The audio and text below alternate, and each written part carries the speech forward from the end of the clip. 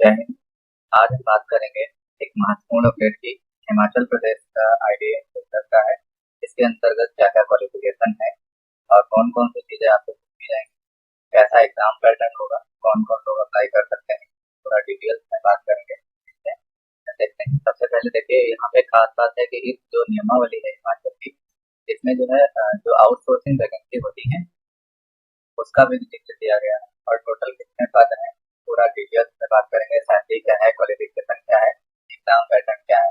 तो पहले पद का नाम है राष्ट्रीय औद्योगिक प्रशिक्षण संस्थान, यानी जो अनुदेशक है वहाँ पे आपका भर्ती होगी। और टोटल जो वैकेंसीज हैं जो अपकमिंग है वो 1015 है। तो आई नहीं है, जैसे ही आता है आपको अपडेट मिल जाएगा। लेकिन उससे पहले क्या क्या क्वालिफिकेशन है डिटेल्स में आप जान लीजिए, ताकि आपको फॉर्म भरने में कोई समस्या ना हो। पहला इसमें पे ग्रेड है 10,300 से 38,000। थोड़ी सैलरी अदर स्टेट से कम है, 3800 ग्रेड पे है।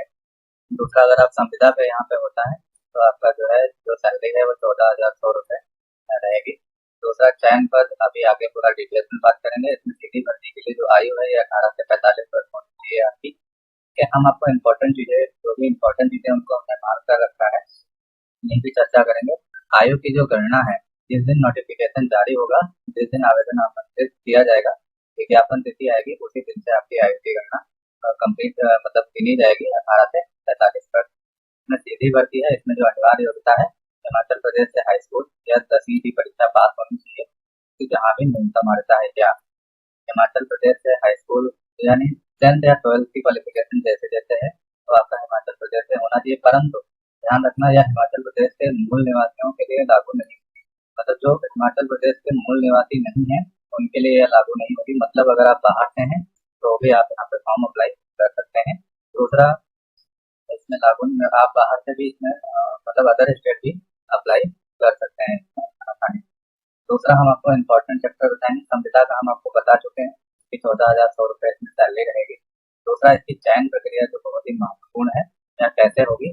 संविदा की चयन प्रक्रिया तो सीधी भर्ती से हो जाएगी विज्ञापन आने पर। जो आपकी चयन प्रक्रिया है, परमानेंट चयन प्रक्रिया है, उसका क्या डिटेल है वो हम आगे बात करेंगे क्या क्या है।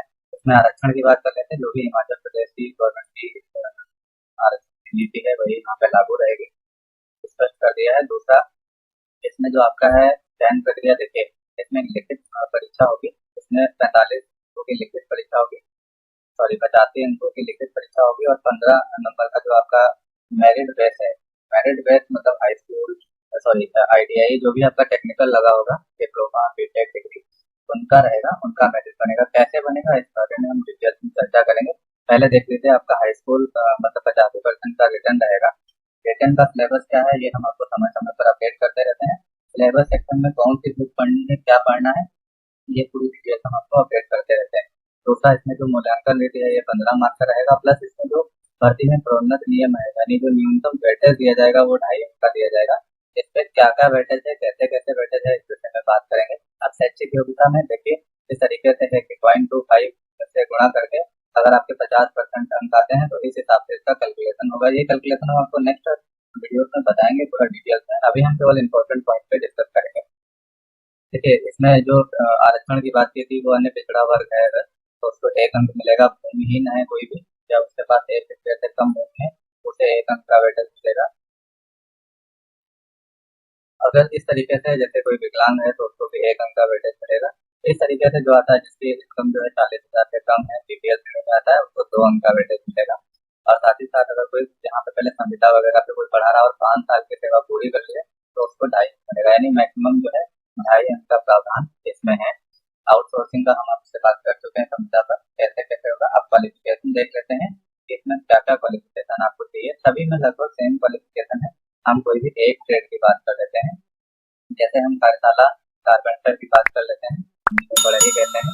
तो इसमें किसी भी मान्यता पता इंजीनियरिंग में आपका जो है मैकेनिकल इंजीनियरिंग से बीटेक होना चाहिए और औद्योगिक प्रशिक्षण संस्थान में जो है अनुदेशक 1 वर्ष का अनुभव होना चाहिए। यानी कह सकते हैं कि बीटेक के बाद आपका 1 साल का अनुभव है तो आप क्वालिफिकेशन नंबर 1 के लिए एलिजिबल है। ध्यान रखना, इसमें 2 भी है, 2 में क्या है वो हम आपको अभी बताते हैं।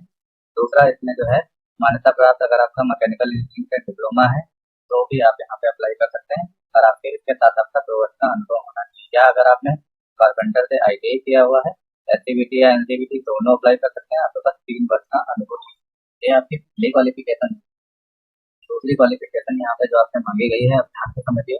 आपके पास जो है समस्त चार 1 वर्ष की अवधि का, यानी CITS draft instructor training certificate होना चाहिए। ये सभी के लिए है, चाहे वो बीटेक हो, डिप्लोमा हो, कोई भी हो, सभी के लिए चाहिए। और समस्त चार मापदंड, यानी जो CITS होता है उसकी चार परीक्षाएं होती है, TT1, TT2, PT, POT।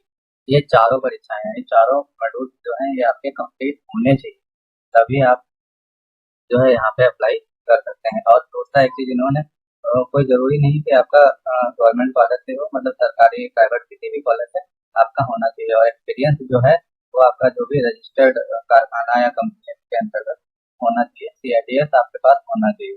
अगर दूसरा एक चीज और लिखा है, अगर किसी कारणवश मैं आपको स्पष्ट कर देता हूँ, ये सभी ट्रेडों के लिए लागू है। अगर किसी कारणवश किसी भी ट्रेड का अनुभव नहीं है, मतलब CITS नहीं होता है, जैसे मान लीजिए कि एक ट्रेड ले लेते हैं, जैसे यही ट्रेड ले लेते हैं, अतिथि अ, भोजन व्यवस्था एवं अतिथि गृह सहायक। इसमें क्या है, इस ट्रेड में CITS नहीं होता है। तो CITS नहीं होता है तो आपका 1 वर्ष का अनुभव सभी में प्लस हो जाएगा, यानी 1 वर्ष का एक्स्ट्रा अनुभव। यानी बीटेक को 2 साल, 1 साल का मांगा गया था, वहाँ पे आपका 2 साल होना चाहिए प्लस। आ जाइए कि आप सेकंड स्टेप में आ जाइए, डिप्लोमा को 2 साल का मांगा गया था तो उसको 3 साल का अनुभव चाहिए, इसमें CITS नहीं उसके लिए। और ITI को क्या चाहिए, ITI को चाहिए कि जो 3 साल का मांगा गया था प्लस 1 साल, यानी 4 साल का अनुभव चाहिए। ये चीज इसको है। तो इस तरीके से क्या है, ये क्वालिफिकेशन अगर आपके पास है तो हमने आपको बताई है, तो आप उसमें आसानी से अप्लाई कर। दूसरा, सभी ट्रेडों में लगभग सेम ही क्वालिफिकेशन है, और हमने आपको इसमें डिटेल्स में बता दिया। So ID annotation, exam preparation, books की इंफॉर्मेशन, सिलेबस इंफॉर्मेशन, साथ में जो इम्पोर्टेंट चैप्टर्स हैं या टॉपिक हैं ट्रेड वाइज, ये पूरा हमारे चैनल में उपलब्ध रहता है। साथ में हम लोग एक एग्जाम होने से पहले फ्री में, ये सारा फ्री ऑफ कॉस्ट उपलब्ध है। साथ में एग्जाम होने से पहले एक गेस्ट के आधार पर क्वेश्चन भी करते हैं, जो आपको हमारे टेलीग्राम चैनल पर मिल जाएंगे। काफी सारे क्वेश्चन और कुछ नोटिफिकेशन आप वहाँ पे जाते हैं देख